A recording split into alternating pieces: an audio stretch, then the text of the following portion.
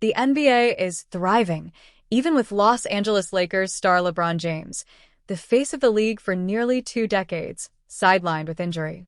The league announced last Friday that viewership for the 2025-26 season is up 92% year-over-year for nationally televised games, marking the highest overall since the 2011-12 season. The news comes amid the King missing his team's first 10 games, with the expectation that he could return for the November 18th game versus the Utah Jazz. The NBA is in the first year of its new 11-year media rights deal that includes a weekly slate of games on platforms such as NBC, Peacock, ESPN, Prime Video, and ABC.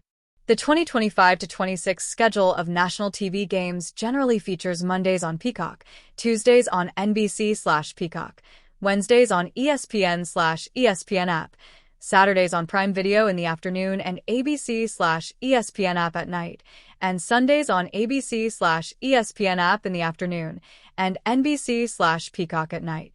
LeBron James enters 23rd season. James, in his record-breaking 23rd NBA campaign, is sidelined through the first month of the season for the first time in his career. If he were to return on November 18th, he'd have already missed 15 games, meaning he can sit out only 3 more games to maintain eligibility for an All-NBA honor. The 40-year-old holds the record for most consecutive All-NBA and All-Star selections, making 21 in a row between 2004 to 2005 and 2024 to 25.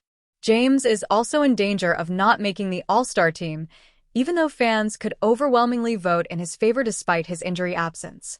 As per the NBA rules, starters for the exhibition contest are chosen by a combination of fans, 50%, media and active players, 25% each.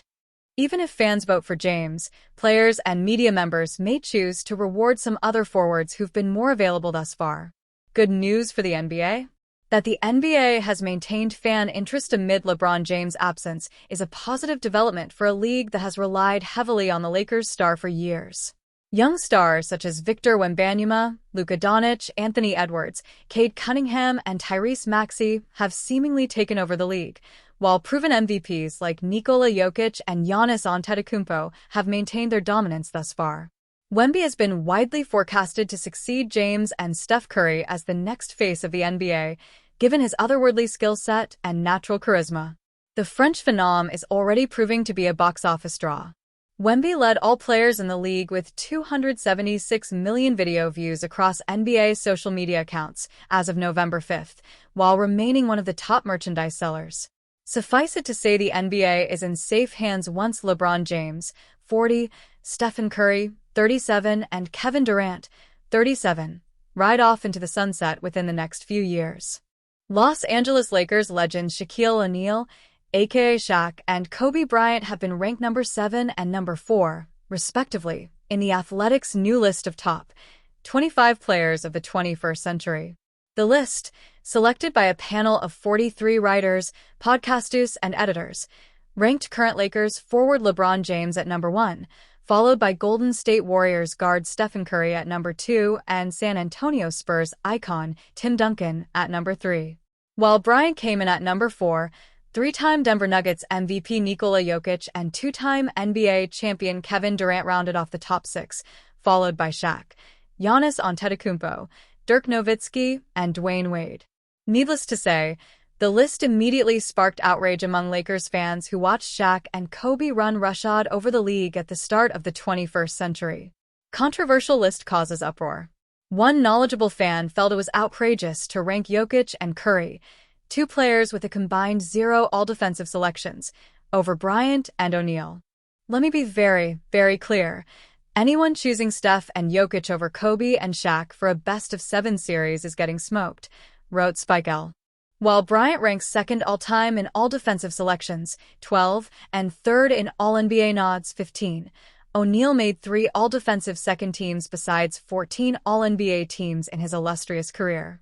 Granted, a few of those were in the 1990s, but both players enjoyed their greatest coups after the turn of the century.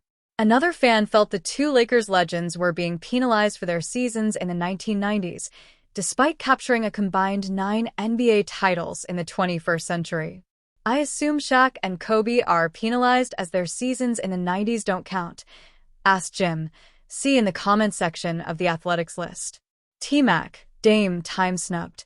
The Athletic acknowledged that it was a difficult task finalizing the top 25 list, given how much the game has changed just in the past 5 years, let alone 25. They also acknowledged the notable snubs of two-time NBA scoring champion Tracy McGrady, 2023 NBA MVP Joel Embiid, and Damian Lillard. Our list reflects the metamorphosis of the game.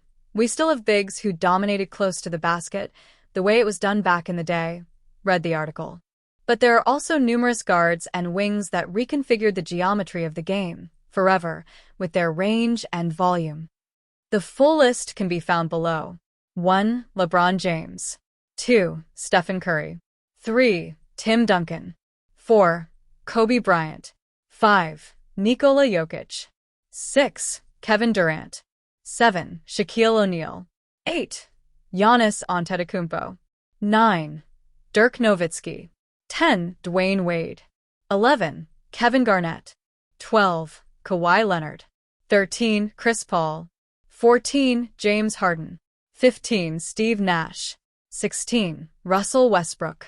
17. Allen Iverson. 18. Dwight Howard. 19. Luka Doncic. 20. Paul Pierce. 21. Anthony Davis.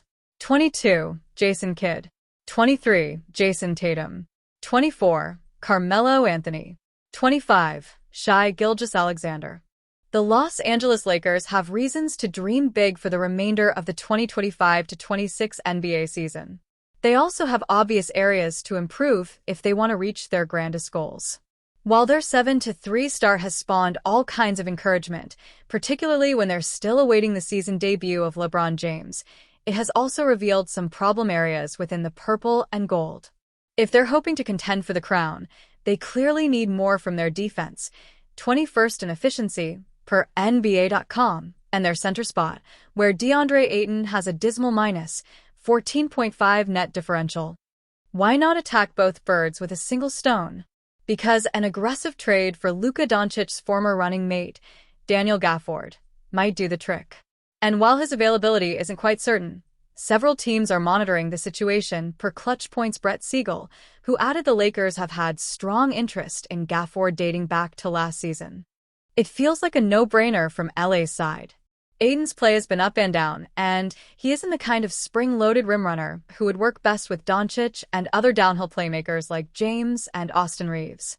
Gafford clearly is that kind of player, though.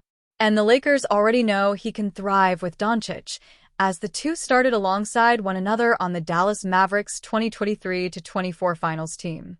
If there's a potential hiccup here, it's that Dallas is simply wearing too much egg on its face from the disastrous, for the Mavs, Doncic deal, which has already put general manager Nico Harrison firmly on the chopping block. Maybe the Mavericks can't possibly stomach the idea of dealing with the Lakers again. That said, that's a bad way of doing basketball business. If Dallas decides it needs to ship out proven producers for long-term assets, and if LA proves most willing to meet its asking price, then nothing else should matter. Now, maybe the Lakers could have trouble putting together that kind of trade package. They are, after all, already down 2 future first-round picks, and they're nearly devoid of young, ascending talent. It'd be tough to market 2024 first-round pick Dalton Knecht as an up-and-comer when he's a 24-year-old shooting specialist who's only converting 24.2% of his long-range looks. Still, it's hard to imagine other teams will be blowing up the Mavs' phone lines in pursuit of Gafford. He's a solid piece, but he's still just a role player, and one who will start a 3-year, $54.4 million extension next season. Teams must have both high-end talent and clear question marks at center to consider him as anything resembling a missing piece. The Lakers fit that unique description, though. While they haven't played as well as their record suggests, they're tied for 5th in winning percentage, but sit just 17th in net rating. They have a clear and compelling reason to believe better days are ahead. Getting James back will be a massive boost, even if there are some unanswered questions regarding the dispersion of touches.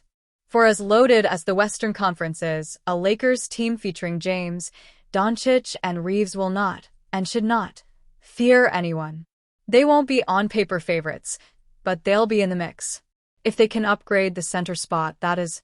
A Gafford deal would do that, and with the Mavericks in a tailspin, that hardly feels impossible.